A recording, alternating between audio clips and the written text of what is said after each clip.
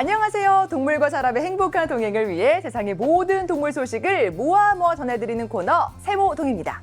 오늘도 페트라시 지킴이 저 이은지가 재미와 감동이 가득한 소식과 피가 되고 살이 되는 다양한 정보 많이 준비했으니까요.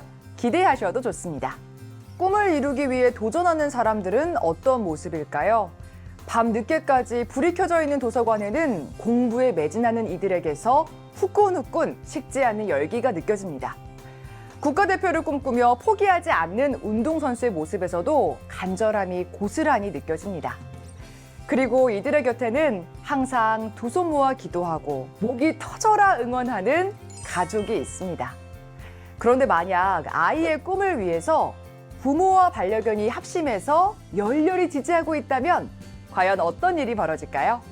중국 장쑤성에 사는 5살 소녀 모바오는 4살 때 건강검진을 받으러 갔다가 CT 스캐너와 그야말로 운명의 첫 만남이 이뤄졌다고 합니다. 이날 이후 모바오는 의사의 꿈을 꾸게 되는데요. 그런데 이 꼬마 의사가 더 특별한 이유! 이른바 골판지 의료기기를 통해서 집에서도 병원 못지않은 수준의 실습을 실천하고 있기 때문인데요.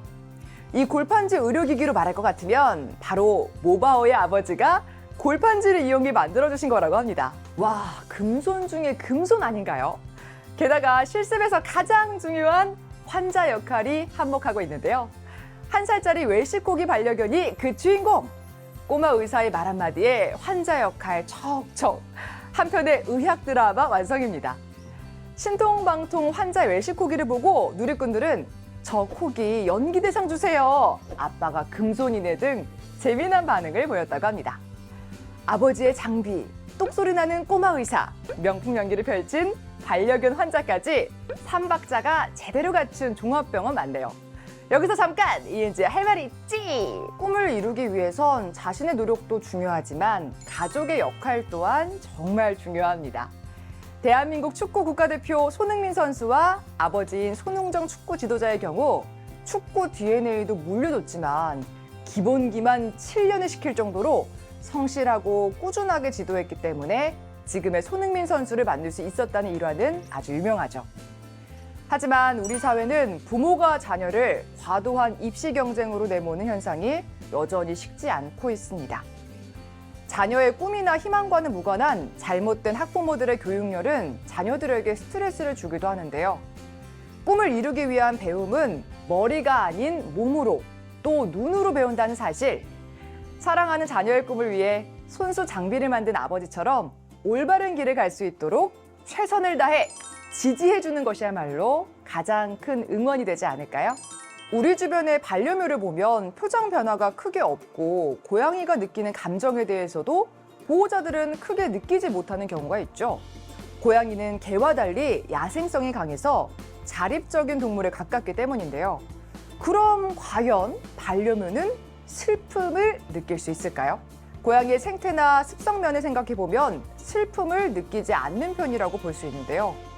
하지만 강한 유대로 맺어져 있는 동물을 잃었을 때 평소와 달라지는 반려묘의 모습도 종종 볼 수 있다고 합니다.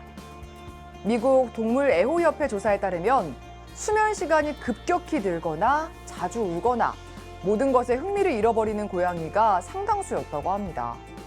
그렇다면 돌아가신 아버지가 등장하는 영상을 틀었을 때 함께 살아온 반려묘가 마치 아버지를 찾는 듯한 행동을 보인다면 어떤 마음이 들까요? 브라질에 사는 도라는 최근 아버지를 하늘로 떠나보내고 아버지가 기르던 고양이 티나를 돌보게 됐는데요. 어느 날 티나가 자신처럼 아버지를 그리워하고 있을지 궁금해진 도라는 티나에게 생전 아버지의 모습이 담긴 영상 한 편을 틀어줬습니다. 그런데 영상 속 아버지의 얼굴과 음성이 나오자 티나는 놀랍게도 아빠를 들어 모니터에 가져다 댔습니다. 그동안 함께 살아온 아버지의 모습과 목소리를 기억하는 걸까요? 그 후에도 반려묘 티나는 화면에 얼굴을 가까이 가져다 대고 노트북 뒷면을 확인하기도 했다는데요. 영상을 접한 네티즌들은 아름다운 영상이네요. 티나도 많이 위로해주세요 등의 마음을 울리는 반응을 보였습니다. 반려묘가 슬픈 감정이 생긴다는 것은 사람과 크게 다르지 않은 것 같습니다. 여기서 잠깐 이은지의 할 말이 있지. 최근 1인 가구 증가와 고령화에 따라 반려동물을 기르는 사람들이 늘어났지만 주인이 고령자이거나 혼자 사는 사람일 경우 갑작스러운 사고를 당했을 때 혼자 남겨진 반려동물의 생명도 위험해지는 경우가 많다고 합니다. 반려동물 문화가 더 일찍부터 일반화된 선진국은 주인의 사망으로 남겨진 반려견에 대한 사회적 대처 문제도 더 활발하게 이루어지고 있다는데요. 미국, 독일, 일본 등 일부 국가에서는 혼자 남겨질 가능성에 대비해 유산을 상속한다는 유언장을 남기거나 펫 신탁 상품에 가입하기도 하고요. 우리나라 역시 신탁 상품을 출시하고 보호자의 갑작스러운 부재로 홀로 남겨진 반려동물을 긴급 구조할 수 있는 법안인 동물보호법 개정안을 발의하는 등 다양한 대책을 마련하고 있습니다.